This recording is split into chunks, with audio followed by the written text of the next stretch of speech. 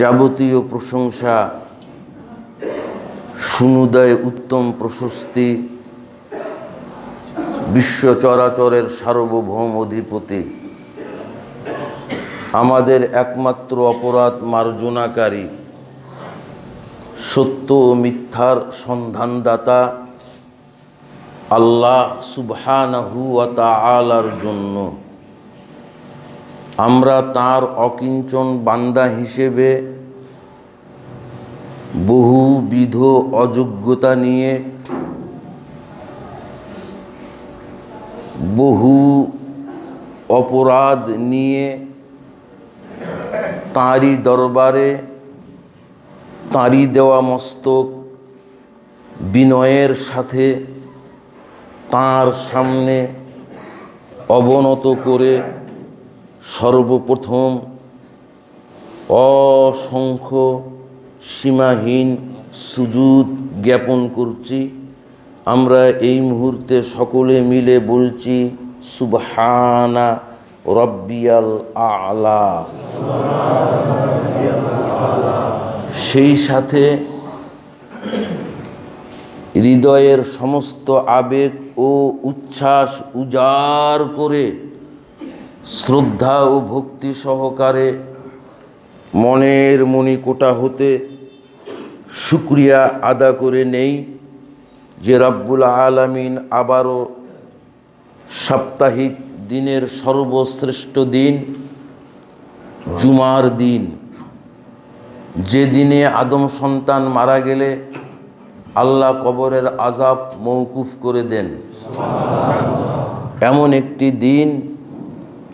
এই দিনে খুব আগে ভাগে কোরআন ও হাদিস কেন্দ্রিক আমার মতন নগণ্য অকিঞ্চন তাঁর বান্দাকে কিছু বলার এবং সেই সাথে আপনাদেরকে আসার বসার ও শোনার তৌফিক ও সুযোগটুকু এনায়েত করেছেন। এত বড় আজিম সওয়াব থেকে আজকের দিনে যে আল্লাহ আমাদেরকে মাহরুম করলেন না, বঞ্চিত করলেন না, এত বড় দয়া যেই আল্লাহ আজকের দিনে আমাদের উপরে বেছে বেছে করলেন, সেই আল্লাহর দরবারে আমরা সকলে মিলে বলে ফেলি আলহামদুলিল্লাহ, আলহামদুলিল্লাহ, সুম্মা আলহামদুলিল্লাহ। অগণিত দুরূদ ও শান্তি বর্ষিত হোক আমাদের একমাত্র ইবাদতের নমুনা, মানব মুকুট জগৎগুরু, মানব চারিত্রের শিক্ষাগুরু, মানব জাতির চরম ও পরম আদর্শ, স্রষ্টার শ্রেষ্ঠ সৃষ্টি, আমাদের অনুকরণ ও অনুসরণযোগ্য আদর্শ নেতা আহমদ মুস্তফা মুহাম্মদ মুজতবা সাল্লাল্লাহু আলাইহি ওয়াসাল্লামের উপর আল্লাহুম্মা সাল্লি আলাইহি আল্লাহুম্মা ওয়া বারিক আলাইহি। উপস্থিত মুসল্লি কিরাম সকলেই অবগত আছি আমাদের খুতবার বিষয় এই মুহূর্তে চলছে মানুষ মারা যাওয়ার পর যারা জীবিত থাকবে তাদের সৎকার হিসাবে আমাদের করণীয় কি কি কাজ করলে আমার বাবা, আমার মা, আমার নানি নানা, দাদি দাদা, আত্মীয় স্বজন, প্রতিবেশী, জামাতবাসী, মহল্লাবাসী কি উপায়ে তারা কবরের শাস্তি থেকে বাঁচবে বা কি উপায়ে ঘটনাক্রমে তাদের নামটা যদি জাহান্নামের খাতায় চলে যায় তাহলে জাহান্নামের খাতা থেকে নামটা কাটিয়ে আল্লাহর জান্নাতের খাতায় আমার বাবার নামটা, মায়ের নামটা, প্রতিবেশীর নামটা লিখানোর কোনো উপায় আছে কি না, এই ব্যাপারে সালমা গোত্রের একজন প্রভাবশালী, এই গোত্রটা খুব প্রভাবশালী গোত্র, দাপটওয়ালা গোত্র, এই গোত্রের একজন ব্যক্তি আল্লাহর নবীকে এসে এই কথাটাই জিজ্ঞেস করেছিলেন যে ইয়া রাসূলুল্লাহ হাল বাকিয়া মিন বিররি আবাওয়াইয়া শাইউন, আবাররুহুমা বিহি বাদা মাউতিহিমা। আমার মা ছিল, আমার বাবা ছিল, দুজনকেই খুব আমি ভালোবাসতাম, দুজনকেই খুব ভালোবাসতাম। ওই যে ইব্রাহিম নবী তার ছেলেকে খুব ভালোবাসতো, বা বাসবেই না কেন, এতটা ছেলেকে কেউ ভালোবাসে না ইব্রাহিম নবী তার ছেলেকে যতটা আদর করত। কারণ 90 বছর বয়সে ছেলে নাই, মেয়ে নাই, সন্তান নাই নাই নাই নাই নাই, কত চাওয়া, কত পাওয়া, কত চোখের পানির বদৌলতে আল্লাহ 90 বছর বয়সে ইব্রাহিম নবীকে একটা সন্তান দান করেছিল। পাড়ার সব আশা ছেড়ে দিয়েছিল। প্রতিবেশী, মহল্লাবাসী, জামাতবাসী, মুরব্বী, অভিজ্ঞ ব্যক্তি যারা অনেক অনেক দিনের অভিজ্ঞতা, তারাও হাল ছেড়ে দিয়ে বলেছিল আর চেয়ে লাভ নাই। মানে ওই যে আপনার থ্রেড, নাট বল্টুর থ্রেড কেটে যাওয়ার মতন, তোমার চাওয়ার থ্রেড কেটে গিয়েছে, তোমার স্ত্রীর গর্ভে সন্তান আসার থ্রেড কেটে গিয়েছে, উপায় আর নাই, চেয়ে কোনো লাভ নাই। ইব্রাহিম নবী হাল ছাড়ে নাই। ইব্রাহিম নবী বলেছে আল্লাহ শহরকে মুহূর্তের মধ্যে দরিয়ায় পরিণত করে দিতে পারে, পাহাড়কে মাঠে পরিণত করে দিতে পারে।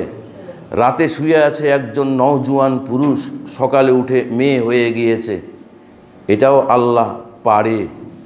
আর এগুলি সব আশ্চর্য ব্যাপার। এর থেকে সব থেকে বড় আশ্চর্য, মরিয়ম আলাইহিস সালামকে আল্লাহ কোনো পুরুষের দ্বারাই স্পর্শ করায় নেই। একটা আঙ্গুল দিয়ে মরিয়ম আলাইহিস সালামকে এভাবে করে স্পর্শ করে নেই, অথচ তার পেটে একটা সন্তান হয়েছে। সন্তানটাকে পরে আল্লাহ নবুয়ত দিয়ে নবী ঘোষণা করেছে, ঈসা নবীর মা। এর থেকে আরও বেশি আশ্চর্য, পুরুষ ছাড়া কি কোনো নারীর গর্ভে সন্তান হয়? এটা কেমন কথা? হ্যাঁ হ্যাঁ হয় হয়, এটাও হয়ে আল্লাহ দেখিয়েছে। অল পাওয়ারফুল মাই আল্লাহ, অল মাইটি মাই আল্লাহ। এই কথাগুলি আমি সবসময় প্রশ্নপত্র ছাড়াই মাথা পেতে মেনে নেই। হ্যাঁ হ্যাঁ হ্যাঁ হ্যাঁ, আমার আল্লাহ তো ওই আল্লাহ পুরুষ ছাড়াই নারীর গর্ভে সন্তান দেয়। আর ইব্রাহিম নবীর বয়স তো 90 বছর, স্ত্রী হচ্ছে তখনও মৌজুদ, 2টা স্ত্রী তখনও মৌজুদ। এর থেকে আরও বড় আশ্চর্য, বড় আশ্চর্য, বড় আশ্চর্য, দুনিয়াতে কোনো মানুষের ম অক্ষর নাই, দুনিয়াতে ইনসানের ই অক্ষর নাই। তখনই আল্লাহ কোনো প্রকার ডানে বামে সামনে পিছনে কোনো নমুনা নাই, মডেল নাই। এরপরও আল্লাহ কোনো নমুনা ছাড়া, কোনো মডেল ছাড়া, মানুষের কোনো ম অক্ষর ছাড়াই আল্লাহ আদম আলাইহিস সালামকে তৈরি করলেন। কত বড় আল্লাহর ক্ষমতা! এই বিশ্বাসগুলি হচ্ছে ইব্রাহিম নবীর ছিল, তাই তিনি 90 বছর বয়সেও হাল ছাড়ে নাই। বিবির বয়স হয়ে গেলে 100 বছর সারার, 101 বছর চলছে বিবির বয়স। ফেরেশতা এসে খবর দিল, 3টা খবর দিতে এসেছি আপনাকে, তন্মধ্যে একটা আপনার বিবি যে সারা আছে 101 বছরের বুড়ি, তার পেটে আল্লাহ সন্তান দিবে এই বছরেই। সারা পর্দাটা ফাঁক করে বলছে, কি বলেন আপনারা, কি বলেন আপনারা? আমি না 101 বছরের বুড়ি, আমার পেটে কেমন করে সন্তান হবে? এটা কি সম্ভব? 12 জন ফেরেশতা সারাকে বলেছিল, অত কিছু জানি না, অত কিছু বুঝি না, আল্লাহ বলেছে তাই আপনাকে খবর দিলাম। অত কিছু জানি না, অত কিছু বুঝি না, আল্লাহ বলেছে তাই আপনাকে খবর দিতে আসলাম, তাই খবর দিয়ে গেলাম, তাই খবর দিয়ে গেলাম, তাই খবর দিয়ে গেলাম। কাঁঠাল গাছে আম ধরলে ধরতে পারে, জাম গাছে লিচু ধরলে ধরতে পারে, তবে ধরে না। 101 বছরের বুড়ির পেটে বাচ্চা হতে পারে না, অসম্ভব, এটা আমরাও জানি। এবার আল্লাহ যেহেতু বলেছে সেহেতু সম্ভব। ইন্নাল্লাহ আলা কুল্লি শাইইন কাদির। সমস্ত বলতে যা বুঝায়, সমস্ত ক্ষমতার উৎস, ফাউন্টেন হেড, মেন পাওয়ার, পাওয়ার হাউস আমার আল্লাহ। আল্লাহ এই আকীদা নিয়ে, এই বিশ্বাস নিয়ে জীবনের শেষ নিঃশ্বাসটা ত্যাগ করার সময় যদি এই বিশ্বাস নিয়ে মারা যান, আমি আতিকুর রহমান বিন বর্ধমানী হাদিস থেকে বলছি, আপনি জান্নাত পেয়ে যাবেন। আকীদার এত দাম, বিশ্বাসের এত দাম। মানুষ সন্তানের জন্য মানিক পীরের মাজারে যেছে, মানুষ সন্তানের জন্য ঘোড়া পীরের মাজারে যেছে। ঘোড়াটা বলে পীর, চতুষ্পদ জানোয়ার ঘোড়া, এই ঘোড়া বলে পীর।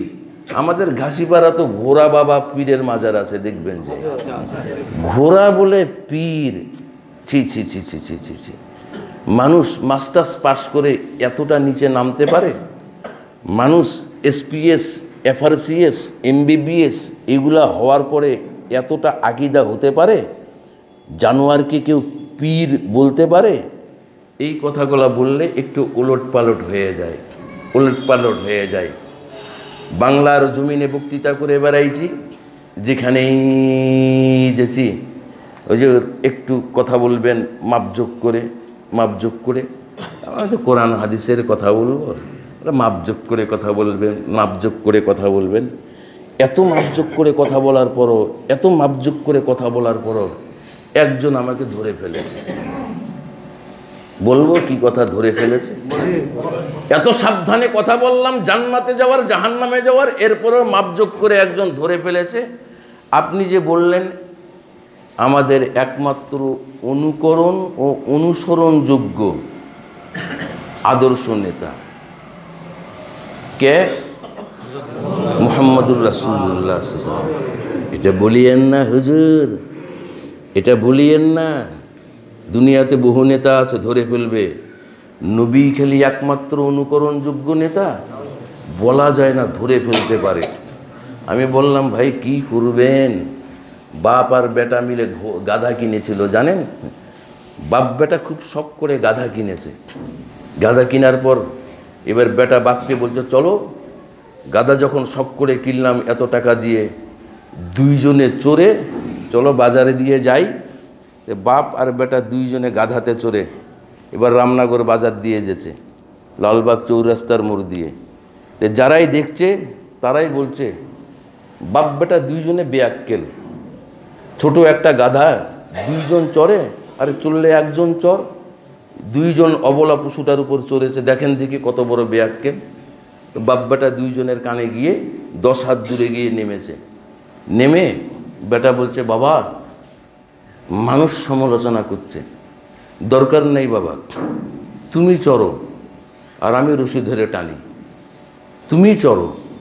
বাপকে পিঠে বসিয়েছে আর বেটা দড়ি ধরে টানছে। যে আসার পথে ফের ওই চৌরাস্তার লোকগুলা বলছে কত বড় বেয়াক্কেল, বাপটাই বসেছে বেটাটাকে ধরে টানাইছে, কত বড় বেয়াক্কেল। আবার পরের দিন এবার বেটা বলছে যে বাবা তুমি টানো, এবার আমি বসি। এইভাবে এবার বেটাকে বসিয়েছে আর বাপ টানছে। আবার যখন চৌরাস্তার মোড় দিয়ে গিয়েছে তখন আবার চৌরাস্তার লোক বলছে বেটাটা কত বড় বেয়াক্কেল, ও বাপকে ধরে টানাইছে আর ওই বেটা বসে আছে। এই বেটা হচ্ছে বাপকে দেখবে, এখন থেকে তো বাপকে দড়ি ধরে টানাইছে। মানে বাপ বসে থাকলেও দোষ, বেটা বসে থাকলেও দোষ। বাপ আর বেটা এবার দুইজনে বুদ্ধি করে বলছে বাবা গাধাতে চড়ে দরকার নেই, দুইজনে ধরে রশি টানি, গাধা এমনি নিয়ে যাই, চল বেটা। দুইজনে ধরে যখন রশি টানছে, চৌরাস্তার লোক এইবার দেখে বলছে কি দুটাই বেয়াক্কেল, গাধা থাকতে কেউ হাঁটে? চিন্তা করে দেখেন যাবেন কোথায়? যেদিকে যাবেন সেদিকে সমালোচনা, যেদিকে যাবেন সেদিকে সমালোচনা। মোটর সাইকেলের সমস্ত কাগজপাতি আছে, সব কিছু আছে, বলছে বুট জুতা কেন নেই? বাড়ি থেকে একজোড়া বুট জুতা পরে পরের দিন বের হলাম, আর আমাকে আটকাইতে পারবে না, সব কিছু আছে।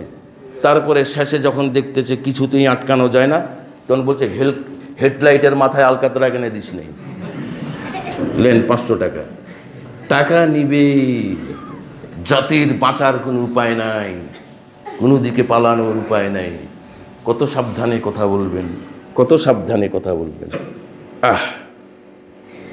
আমাদের সন্তান নাই নাই নাই নাই নাই, মানুষ মানিক পীরের মাজারে এসেছে, মানুষ ঘোড়া পীরের মাজারে এসেছে। ইন্ডিয়াতে আমার দাদার বাড়ির এলাকাতে ন্যাংটা পীরের মাজার আছে, পীর বলে ন্যাংটা। চিন্তা করে দেখেন, পীর ন্যাংটা। রাজশাহীর কোনো এক সাইডে একটা ন্যাংটা পীর থাকতো, বেঁচে থাকাকালীন ওইভাবে করে বেড়াতো। তো সভা করতে গিয়েছে ওই এলাকায়, তো লোকদেরকে বলছে কেন ভিড় কেন? বলছে এখানে একজন পীর আছে ন্যাংটা, এই সকালবেলা সবাই ওকে নাস্তা খাওয়াইতে আসে। কেউ বিরিয়ানি নিয়ে আসে, কেউ পরোটা নিয়ে আসে, কেউ পাউরুটি নিয়ে আসে, কেউ কেক নিয়ে আসে। আমি বললাম ন্যাংটা পীর কেমন হয়? তো হুজুর সমালোচনা করিয়েন না, কার ভেতরে কী আছে বলা মুশকিল, ওর ভেতরে কী আছে আপনি জানেন? আমি বললাম যেটা আছে ওটা তো বেড়ে করে দিয়েছে। কথাটা বুঝেন নি? যেটা আছে ওটাতে বেরিয়ে করে দিয়েছে। এত মানুষ অজ্ঞ, এরা বলে শিক্ষিত, এরা বলে বিদ্বান, এই কথাগুলো বলতে গেলেই সমালোচনা হয়ে যায়। এরা বলে বিদ্বান, নাভির উপর থেকে নিয়ে হাঁটুর নিচ পর্যন্ত পাতলা চট দিয়ে হলেও ঢাকা পুরুষের ফরজ, খালি গায়ে নামাজ হয়ে যাবে, খালি গায়ে নামাজ হয়ে যাবে। এটা হচ্ছে ঢাকা ফরজ, সুন্নত না নফল না। আরও গোটাটা ন্যাংটা হয়ে বসে আছে, বেআক্কেল কোথাকার। এরপরও আপনি মাস্টার্স পাস, আপনার আকিদা আমাকে ফের বলছেন ওর ভেতরে কি আছে আপনি জানেন? সমালোচনা করিয়েন না, হাত পা অবশ হয়ে যেতে পারে। নাউজুবিল্লাহ বলে, নাউজুবিল্লাহ বলে। মানুষ মাজার, ঘোড়া পীরের মাজারে যে সন্তান চাইছে, আমাকে একটা সন্তান দাও, আমাকে একটা সন্তান দাও। ইব্রাহিম নবী এত আদর করতেন সন্তানকে, এত আদর করতেন সন্তানকে। সেই লোকটি উসাইদ রাদিয়াল্লাহু তাআলা আনহু, সালমা গোত্রের একজন লোক আল্লাহর নবীকে এসে বলছে, মানুষ ছেলেকে ভালোবাসে, মানুষ স্ত্রীকে ভালোবাসে, মানুষ অমুককে ভালোবাসে। শেষ বয়সে অনেক চাওয়া পাওয়ার পর, অনেক চোখের পানির বিনিময়ে যদি একটা সন্তান পায়, আহারে কত না সন্তানকে ভালোবাসে, কত না সন্তানকে ভালোবাসে। সন্তানকে ভালোবাসতে বাঁচতে বাঁচতে বাঁচতে সন্তানের 8 বছর 9 বছর বয়স, আল্লাহর ফায়সালা, কি যে ফায়সালা, কেন যে কেমন করে ফায়সালা, এরকম আল্লাহই ভালো জানেন, আল্লাহু আলাম। সন্তানকে নিয়ে চলে গেল, বাপ দুনিয়াতেই পড়ে থাকলো, সন্তানকে নিয়ে চলে গেল। বাপের কান্না থামানো যায় না, মায়ের কান্না থামানো যায় না। অনেক চাওয়া পাওয়ার পর শেষ বয়সে একটা আল্লাহ যদিও সন্তান দিল, সন্তানটাকে আদর করে করে করে করে আমার তৃপ্তি মিটে নাই। সন্তানেরও বাপ ডেকে ডেকে সন্তানের তৃপ্তি মিটে নেই। এইরকম অবস্থাতেই দুনিয়া থেকে চলে গেল, আল্লাহই নিয়ে গেলেন। উসাইদ রাদিয়াল্লাহু বলছে, ওই লোকটি এসে বলছে, ইয়া রাসূলুল্লাহ, আমার মা বাবা আপনার নামে কুরবান হোক। আল্লাহর কসম করে বলছে, ইয়া নবী আল্লাহ, আমার মায়ের খেদমত করেছি আমি। খেদমত করতে করতে করতে করতে করতে করতে আমার জ্ঞান হওয়ার পর থেকে আমি আমার মায়ের খেদমত করি। আমার জ্ঞান হওয়ার পর থেকে আমি আমার বাবার খেদমত করি। খেদমত করতে করতে করতে করতে পান সুপারি এনে দিতে আর লাড্ডু এনে দিতে, আমার মা বাবা যেটা ভালোবাসে সেটা বাজার থেকে এনে দেই, গোসলের পানি টিপে দেই, মাথায় বেনি করে দেই, মায়ের মাথা খোপা করে দেই, মায়ের মাথায় তেল মাখিয়ে দেই। এই করতে করতে করতে করতে দুইজনে বৃদ্ধাই হয়ে গেল, চলেই গেল। এরপরে ইয়া রাসূলুল্লাহ, আমার মা বাবা আপনার নামে কুরবান হোক। এটা আরবের একটা প্রকাশ ভঙ্গি ছিল। আমি বলছি আল্লাহর কসম করে, এরপরও ইয়া রাসূলুল্লাহ, পিতামাতার খেদমত করে আমার তৃপ্তি মিটে নেই। কথাটার ওজন কত বুঝলেন? কথাটার দামি কত বুঝলেন? এই কথার ওজন, এই কথার তত্ত্ব এবং তথ্যপূর্ণ নির্যাস জ্ঞান সমুদ্রের অতল তলদেশ থেকে টেনে আপনাদেরকে উপহার দেওয়া দরকার ছিল, পারলাম না। এটা আমার জ্ঞানের স্বল্পতার কারণে, আমার বিদ্যার মার্জিন ছোট হওয়ার কারণে। একটু বুঝে নেন, মায়ের খেদমত করতে করতে মা বৃদ্ধাই হয়ে গেল, বাপের খেদমত করতে করতে আদর করতে করতে ভালোবাসতে বাসতে বাপ বৃদ্ধ হয়ে গেল। এরপরও আমার তৃপ্তি মিটে নাই। এখনও মনে হচ্ছে যেই খেদমতগুলা করেছি ওই খেদমতগুলো এখনও চালিয়ে যাই। আর খোপা কেমন করে করে দেব, আর মাথায় কেমন করে তেল ঘষিয়ে দেব, আর গোসলের পানি কেমন করে টিপব, মা বাপই তো নাই, আর কোনো উপায় আছে? এই কাজগুলা যদি করি, এমন কোনো উপায় যেই কাজগুলা করলে ওই কাজগুলা জিন্দা থাকতে, জীবিত থাকতে যে সোয়াব পেতাম, এখনও ওই সোয়াব পাবো? আল্লাহ রাসূল বললেন, ক্বালা নাআম, হ্যাঁ হ্যাঁ আছে। খিসালুন আরবাউন, আরেক রেওয়াতে খিসালুন খামসুন, 5টা উপায় আছে। এই 5টা উপায় যদি দুনিয়াতে করতে পারো, তোমার মা বাপের কবরে আমল নামায় এখনও তোমার ওই খেদমতগুলার সোয়াব সুসুর সুসুর সুসুর করে নদীর স্রোতের মতন পৌঁছাতেই থাকবে। আল্লাহ আল্লাহ আকবার। আদুআ, এক দোয়া করা, 2 ওয়াল ইস্তিগফার লাহুমা। আল্লাহ, আমার মায়ের আমার বাপের হায়াতের জিন্দিগিতে যদি কোনো ত্রুটি হয়ে থাকে, আর ত্রুটি হবেই এটা স্বাভাবিক, ভুল হবেই এটা স্বাভাবিক, অপরাধ হবেই এটা স্বাভাবিক, যদি হয়ে থাকে, আমি সন্তান বলতেছি, আল্লাহ আবদার করছি, মাফ করে দাও, দয়া করো, মাফ করে দাও, দয়া করো। এই ভাষা দিয়ে দোয়া করবে। আল্লাহ রাসূল সাল্লাল্লাহু আলাইহি সাল্লাম বলেছেন, শুধু মাফ করে দিবে না, মাফ করে দেওয়ার পরে আল্লাহ দয়া করবে। দয়াটা কি? ছিল চাদর, দিবে মগমলের গদি, কবরে জান্নাতে পরিণত করে দিবে, জান্নাতে পরিণত করে দিবে। সুরঙ্গ কবর থেকে নিয়ে জান্নাতের গেট পর্যন্ত দরজা খুলে দিবে। শীতল শান্তিদায়ক বাতাস বয়ে বয়ে যাবে, আরামে ঘুমাবে, আর তার কিউরিসিটি জাগবে। কবরবাসী তখন বলবে, এটা কি করে হলো? বলবে, ওই যে ছেলেটাকে নিয়ে বেশি চিন্তা করতিস, এ কেমন করে রোজগার করে খাবে, সবগুলো অফিসার হয়েছে, পড়ালেখা বেশি শিখতে পারে নেই, অটো চালায়, এই বেটাটাকে নিয়ে আমার খুব চিন্তা। যেই বেটাটাকে নিয়ে চিন্তা করতিস, যেই বেটাটাকে নিয়ে বলতিস মানুষের কাছে কি করে খাবে, ওই বেটার দোয়ার বদৌলতে আজকে আমি আল্লাহ তোর এই প্রমোশন দিয়ে দিয়েছি। হাদিস হচ্ছে সহিহ। আল্লাহু আকবার। ওয়া ইনফাজু আহাদিহিমা, 3 নাম্বার, তোমার বাবার জীবদ্দশাতে কোনো যদি ওয়াদা করে যায়, কোনো কিছু যদি বলে যায়, বেঁচে থাকলে আমি এই সমাজ কল্যাণমূলক কাজ এটা করব, মানব সেবাতে আমি এই কাজটা করব, এইরকম যদি তোমার বাবা তোমার মা কিছু করে যায়, তুমি বাড়িতে বসে আছো আঙ্গিনাতে, মাঘ মাসের অথবা পৌষ মাসের শীতে একটু রোদ পোহাচ্ছ, তোমার বাবাও একটু রোদ পোহাচ্ছে ওই 10 হাত দূরে, একজন হঠাৎ করে তোমারই পাড়ার একজন মহিলা, তোমার চাচি হবে সম্পর্কে, সে এসে বলল, ভাই আমার বেটিটার বিয়ে ভাই আগামী মাসের 7 তারিখে, তা আপনাকে যে কিছু দিতে হবে। যে কী দিব? বলে, আপনি 1 বস্তা চাল দিয়েন। আচ্ছা ঠিক আছে, যা বিয়ের 2 দিন আগে আসিস, আমি 1 বস্তা চাল দিব। 7 তারিখে বিয়ে, 5 তারিখে আসিস, তোর বেটির বিয়েতে আমি 1 বস্তা চাল দিব। বলো আচ্ছা। চলে গেল, এর আগেই বাপ মারা গেল। এটা তুমি যদি কানে শুনে থাকো, আমার বাবা এই মহিলাটাকে তার মেয়ের বিয়েতে 1 বস্তা চাল দিতে চেয়েছিল, কিন্তু বিয়ের আগেই আমার বাবা দুনিয়া থেকে চলে গিয়েছে। ওয়া ইনফাজু আহাদিহিমা, ওই ওয়াদাটা যদি পূরণ করতে পারো, তাহলে এখান থেকে নেকি সস্বর করে তোমার বাপের আমল নামায় জড়ো হবে। এটা কত বড় ওয়াদা! পূরণ করেন।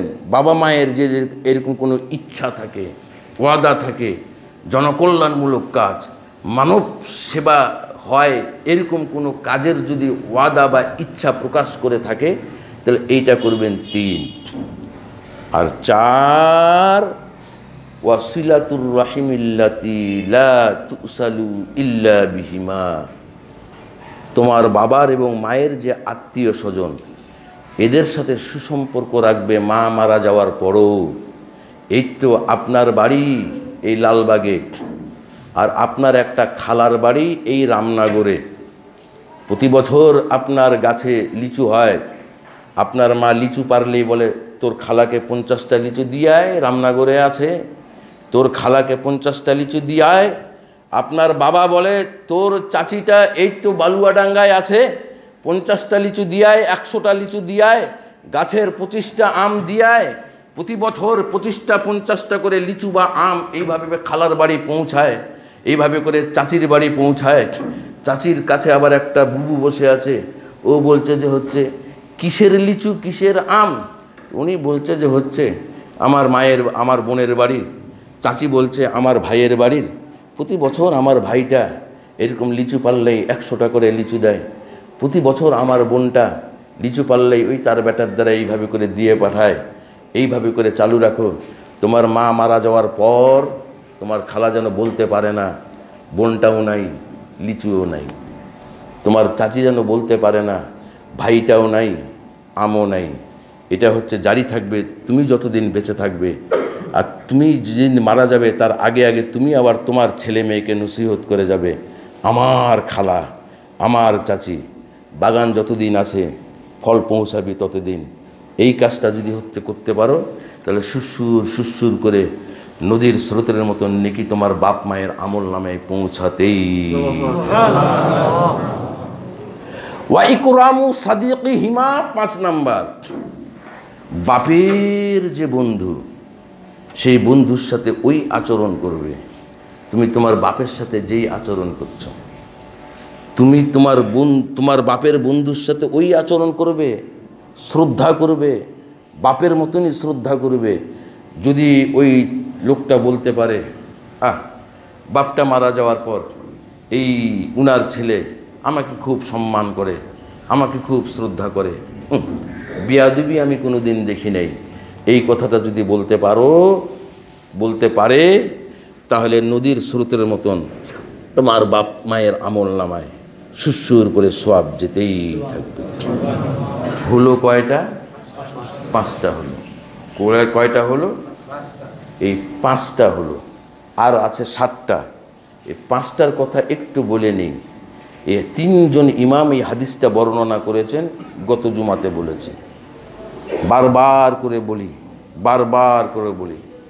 একজন মুফাসসির, একজন মুফতি, একজন মুহাদ্দিস, বহু মুফাসসির, তার মধ্যে উল্লেখযোগ্য একজন, তিনি ওসিয়ত করেছেন, মারা যাওয়ার পর ফতোয়া দিয়েছেন, মারা যাওয়ার আগে ফতোয়া দিয়ে গিয়েছেন যে মারা যাওয়ার পর এই কাজগুলি করবে।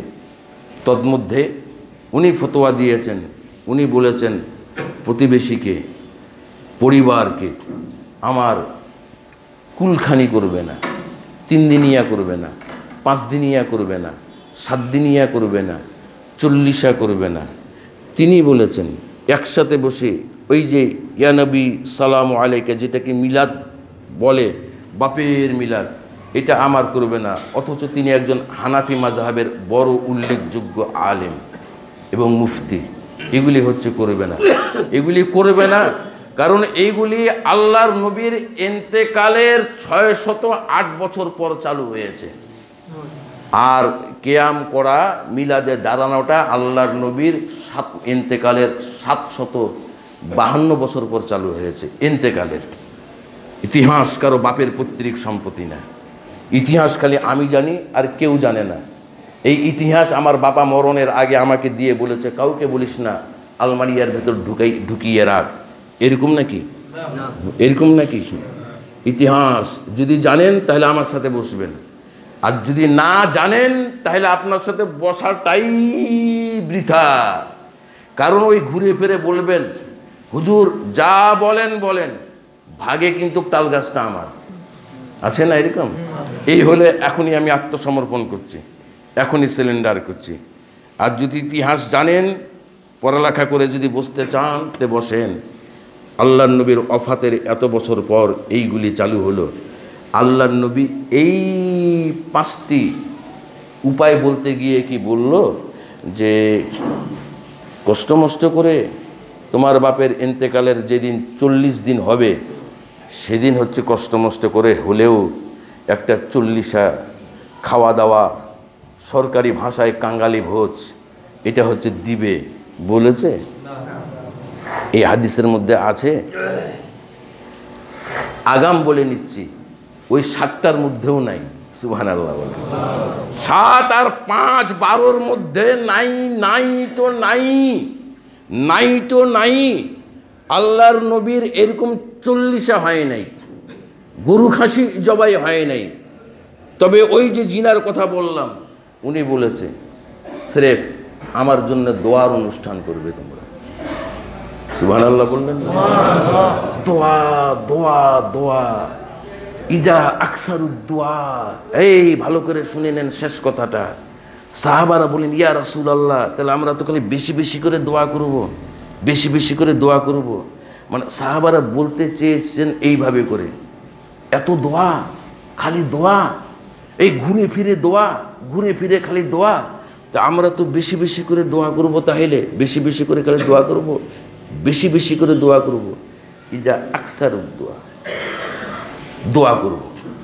তা আল্লাহর নবী বললেন, আল্লাহু আকসার, যত বেশি করবে আমার আল্লাহ এর থেকেও বেশি কবুল করে। মানে আপনি হয়তো বুঝাইতে চাচ্ছেন, এত ফের চায় নাকি আল্লাহর কাছে, এত ফের চায় নাকি, এত দোয়া করব। মানে আপনার কাছে 10টা টাকা আমি ধার চেয়েছি, ভাই 10টা টাকা দেন না ভাই, আমি আপনাকে কালকে দিয়ে দিব, একটু বাড়ি যাব তো, একটু ভাড়া লাগবে। হ্যাঁ হুজুর দিব দিব, এটা চাচ্ছি। কবে বাড়ি যাবেন? বলে কাল সকালে যাব। এই বাস ভাড়া লাগবে 10 টাকা, দিয়েন। হ্যাঁ দিব হুজুর। জোহরে এসেছে, ফের লোকটাকে বললাম, দিবেন তো 10 টাকা, দিয়েন তো। হ্যাঁ দিব তো বললাম, আপনাকে বললাম না 10টার সময় দিব। আবার আসরের সময় বললাম যে হচ্ছে, ভাই 10 টাকা দিয়েন তো, কাল সকালে যাব। আপনি বললেন, আরে দিব তো। এখন বোঝা যাচ্ছে একটু কি, মানে একটু গম্ভীর স্বরে, কণ্ঠটা শুনে মনে হলো একটু রাগ রাগ। আর দিব তো, হয়ে গেল। আমারও মনটা মানে না, অনেক দিন পর ছুটি নিয়েছি, কমিটির কাছে বাড়ি যাব, যদি ফের টাকাটা না দেয় তখন ফের আমার ফের মুশকিল হয়ে যাবে। তারপরে সন্দেশের হোটেলে চা খেতে বসেছে 2 জনকে নিয়ে। তখন আমি গেলাম আবার হোটেলে আসরের পরে। আসসালামু আলাইকুম ভাইজান, কি কি কি 10 টাকা দিয়েন তো। আরে হুজুর এত বলে নাকি, দিয়েন তো দিয়েন তো, বললাম তো দিব, এত বলে নাকি? হোটেলে এসেছেন আবার দিতে, যান দিব না, কি করবেন করেন। আছে কি না এরকম? ইস, জান দিব না, জান দিব না। ঠিক স্রষ্টা আর সৃষ্টি, বান্দা আর আল্লাহ, চাওয়া আর পাওয়া, নেওয়া আর দেওয়ার মধ্যে এতটুকু পার্থক্য। আমার আল্লাহ ওই আল্লাহ, যে আল্লাহ ওই বান্দার পর এরকম করে বলে, যা বের হয়ে যা, দিব না যা। আমার আল্লাহ ওই বান্দাকে রাগ হয়ে বলে, ওই বান্দার প্রতি রাগ হয়ে আছে, চায় তবে ঘন ঘন চায় না। কথাটা বুঝাইতে পারলাম না। আল্লাহ বান্দার প্রতি অতটা খুশি হয়, দুনিয়ার কোনো নেতা অধীনস্থর প্রতি এতটা খুশি হয় না, দুনিয়ার কোনো বাবা তার সন্তানের প্রতি এতটা খুশি হয় না, আল্লাহর কসম কোনো স্বামী তার স্ত্রীর প্রতি এতটা খুশি হয় না। আল্লাহ ওই বান্দার উপর যতটা খুশি হয়, যেই বান্দা আল্লাহর কাছে খুব বেশি বেশি ঘন ঘন চায়। জানাজা পড়তে গেলাম জানাজার মাঠে, জানাজা পড়ার পর কবরে একজন ব্যক্তি, ওর সাথে আরও 2 জন টেটিয়া লোক আছে। নাম বললে অনেকে চিনবেন, বলবো না, হয়তো বা ওই লোকও এখানে নামাজ পড়তে আসতে পারে। আমি আপনাকে টেটিয়া করে বললাম, প্রোটেকশন দিতে পারলে আসেন। বিনয়ের সাথে কলম দিয়ে আমার সাথে লাগেন, কোরআনের কালো অক্ষর দিয়ে, হাদিসের কালো অক্ষর দিয়ে, হাদিসের ব্যাখ্যাগুলা দিয়ে আমার সাথে লাগেন। আর যদি আপনি দাপট দেখান, জনের বল দেখান, পাটির বল দেখান, আমি সিলিন্ডার করছি। আমাকে বলছে, এখানে দোয়া করবেন নাকি কবরে? কেমন? হ্যাঁ করবো তো। আর ফির কিসের দোয়া? দোয়া তো একটা ওখানে হয়ে গেল, জানাজার ওখানে তো একটা দোয়া, জানাজাইটাই তো দোয়া, দোয়া তো হয়ে গেল, আর কিসের দোয়া? এই 2 জন বেটা বলছে কি, হ্যাঁ হ্যাঁ হ্যাঁ দোয়া তো হয়ে গেল, দোয়া তো হয়ে গেল। এই মৌলবীদেরকে যে কি করা দরকার। ইস, সেই সময় আমার লালবাগের অনেক ভাই ছিল, ওই বেটারা জানে না যে লালবাগে আমার কতটা প্রভাব, আপনারা কতটা ভালোবাসেন ওরা জানে না। আমি যদি খালি বলতাম যে কি বলছেন আপনি, আমি যদি আপনাদেরকে শোনানোর জন্য একটু খালি তর্ক করতাম, আর যে বলেছে যে এই মৌলবীদেরকে যে কি করা দরকার, তোকে গোরস্থানে যে কি করতো একমাত্র আল্লাহ জানতো। লালবাগের প্রতি এতটা আমার বিশ্বাস আছে, আমি যাই নাই ওইদিকে। আল্লাহর নবী বলছেন আল্লাহর কাছে যে যত বেশি চায় আল্লাহ তার প্রতি এত এত এত সন্তুষ্ট হয়। দুনিয়ার কোনো স্বামী তার স্ত্রীর প্রতি এতটা সন্তুষ্ট হয় না, দুনিয়ার কোনো বাবা তার সন্তানের প্রতি এত খুশি হয় না। আল্লাহর কাছে যখন ঘন ঘন চাওয়া হয় আল্লাহ যত খুশি হয়, আল্লাহ যত খুশি হয়। নামাজটাই একটা দোয়া, তো কি হয়েছে আর ফের কিসের দোয়া? আরে একবার কেন, দুইবার কেন, নামাজ দোয়া, নামাজের পর দোয়া, ফের আবার দোয়া, এতবার দোয়া। আরে আপনি তো 3 বার দোয়া শুনে বিরক্ত হয়ে গেলেন। আমি আল্লাহর কাছে 14 বার দোয়া করব। আমি জানি 14 বার আমি যদি দোয়া করি আমার উপর আল্লাহ খুশি হবে, খুশি হবে, খুশি হবে। আর আপনি যদি আমাকে টপকিয়ে যদি খালি 15 বার দোয়া করতে পারেন আমার উপর আল্লাহ খুশি হবে বটে, আমার থেকে আরও একটু বেশি খুশি হবে আপনার প্রতি। আমার আল্লাহ হচ্ছে ওই আল্লাহ, বেশি বেশি করে দোয়া চান। ইয়া আইয়ুহান নাস আনতুমুল ফুকরা ইলাল্লাহ ওয়াল্লাহু গানিয়ুল হামিদ। হে আদম সন্তান, আমি আল্লাহ তোদেরকে সৃষ্টি করেছি, তোরা সবাই অসহায়, তোরা সবাই তুচ্ছ, তোরা সবাই আমি আল্লাহর কাছে নিরুপায়, তোরা সবাই আমি আল্লাহর কাছে হেও। ও আনতুমুল ফুকারা, সব থেকে বড় পরিচয় আমি আল্লাহ ঘোষণা করছি, তোরা সবাই আমি আল্লাহর কাছে ফকির। আর আমি আল্লাহ একমাত্র রাজা, আমি আল্লাহ একমাত্র বাদশাহ, আমি আল্লাহ একমাত্র ধনী, গানিউল হামিদ। শুধু ধনী না, আমি প্রশংসিত ধনী, আমি ধনী। সুতরাং তোরা ফকির।